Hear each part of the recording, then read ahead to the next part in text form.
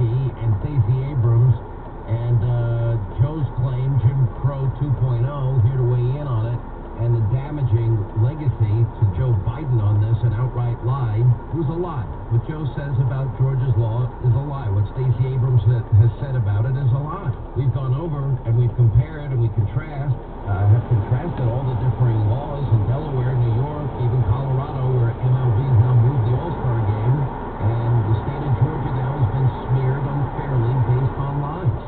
Leo Terrell, civil rights attorney for decades. David Schoen, also a civil rights attorney. Thank you both for being with us. Thank you. Thank you for having us, John. Leo 2.0 Terrell, really Jim Crow 2.0? No. If Joe cared so much about free and fair and open voting systems, why is his state of Delaware so restrictive then?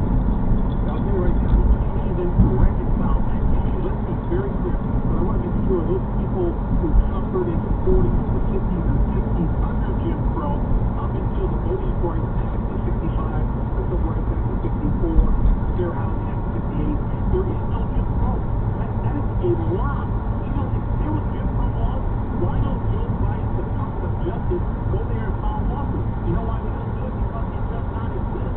He owes the state of Georgia an apology. And Stacey Abrams, that what you claim is walking backwards things. Why? Because she hurt black, brown, yellow, and white in Georgia by basically expanding on this lie and making baseball and $100 million of revenue just left Georgia and went to Denver, Colorado, where they are a smaller number of blacks. So I think that this is going back against the Democrats because the lie has been exposed. Stacey Abrams' political career in Georgia is now over. The wind will haunt her for the next 2 years. It's going to be fascinating to watch. I think the people of Georgia feel, rightly so, that they've been smeared and slandered. I think, David Schoen, first let me get your original thoughts on it. I have a few questions to follow up on. My original thought is that this Jim Crow analogy is the worst part of what we've seen. Frankly, it's not just an analogy. President Biden says it was much worse than the Jim Crow laws. Understand the slap in the face that is to Americans, particularly black Americans. People died because of Jim Crow laws. People were excluded from restaurants, from water fountains.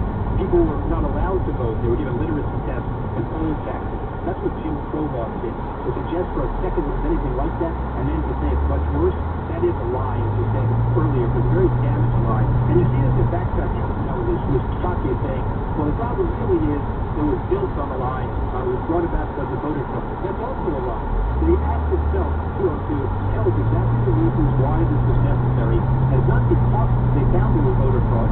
It's because of the potential that some of these loosenings that happened during the last election because of the COVID scare brought about. This is a matter of election integrity. I spend every day in my practice with ballot access cases on my docket around the country, fighting for the right of voters and candidates to free and open ballots. I've got 2 of the cases going right now, but there has to be all measured with election integrity. I want every person who's entitled to vote to be able to vote every single election, but only those who are entitled to vote by law.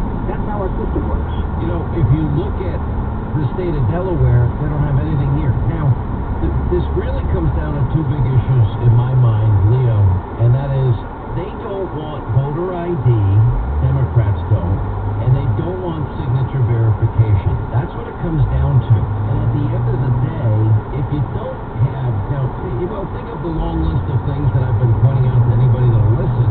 You know, if you want to go visit Joe Biden at the White House, you need a photo ID, or go to the Capitol, you need a photo ID, or the DNC, you need a photo ID, or to get on an airplane, or buy a house, apply for a mortgage, rent a house, buy a six-pack, buy cigarettes, buy jewel pods, apply for food stamps, a job, welfare, Medicare, Medicaid, Social Security, unemployment, drive, buy, rent a car, purchase a gun, adopt a pet, rent a hotel room, pick up a prescription, donate blood, purchasing Allegra D at the pharmacy, and on and on and on. I mean, you need a picture ID for every one of those things. Well, why wouldn't you need it for voting, Leo? Well, I think right now it's very clear. And here's the disconnect between the Democratic leadership that is basically social and the majority of Americans. 69 to 70% of black Americans want the photo ID. 75% of Americans in general want photo ID. So This is nonsense. That Democrats are in favor of. This is Democrat leadership that believes in keeping this type of election fraud by not having photo ID, but they don't want verification. That's a disconnect. And I also want to go back to the point, Sean, about the whole Jim Crow thing. The whole purpose of this Jim Crow is a distraction. It's a distraction so that the House can pass, so that Congress can pass H.R. 1. It's a distraction by Biden because of Biden's disastrous border policy, and it's a distraction because they want to tax the hell out of this country. So I honestly believe this Jim Crow argument is a big lie. Everyone knows it, but it's a distraction, and it's the wrong distraction because it's hurting America right now, because it's hurting America because it's being divided by race. Let me ask I just want to jump on the point you made. It's a very important point. You said let's isolate what the complaints are about. So it's about voter ID. Let's take a look at the Georgia law exactly. It requires just about any form of ID. It could be a driver's license, it could be a utility bill, it could be a house payment statement.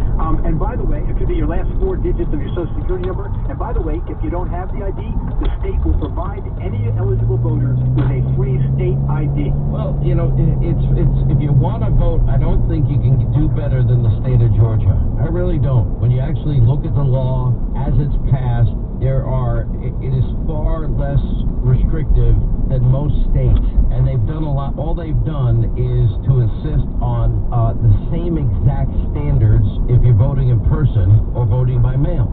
I mean, that's really what it all comes down to. Georgia, you know, they expand access to the polls down there. 17 days early voting. Voters have more flexibility to vote, far less restrictive than these other states that we're talking about. Joe never lifted a finger, and yet they want to characterize it this way. And meanwhile, we're getting lectured from a guy that worked with the former Klansman Robert Byrd to stop the integration of public schools because he didn't want public schools to become racial jungles. It's kind of a little